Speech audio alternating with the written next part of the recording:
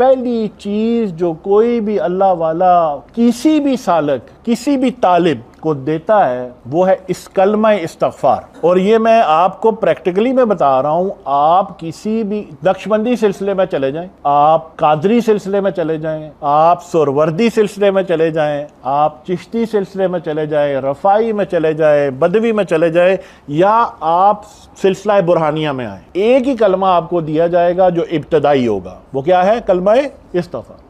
ये कलमा करेगा क्या and why is so important? देखिए, अल्लाह है गफूर और रहीम। बार बार कुरान में उसने कहा जी मैं गफूर हूं, मैं गफूर हूं, मैं गफूर हूं, मैं रहीम हूं, कह रहे हैं ना वो। तो माज अल्लाह झूठ बोल सकता है? और अगर वो कह रहा है वो गफूर है, तो गफूर किसे कहते हैं? मगफरत करने वाले को, माफ करने वाले को, है ना। तो कहने का मकसद ये है कि जब हम रब से माफी मांगेंगे तो फिर वो गफूर है तो हमें माफ कर देगा। तो सबसे पहला कलमा जो कोई भी हमें जब उस्ताद देता है तो वह है अस्तग़फ़िरुल्लाह अज़ीम हुव तव्वाबुर रहीम। अस्तग़फ़िरुल्लाह अज़ीम हुव तव्वाबुर रहीम मतलब क्या है इसका? कि मैं अल्लाह से माफ़ी मांगता हूँ, अल्लाह से मग़फ़िरत मांगता हूँ जो अजीम है, और वही तौबा कबूल करने वाला रहीम है।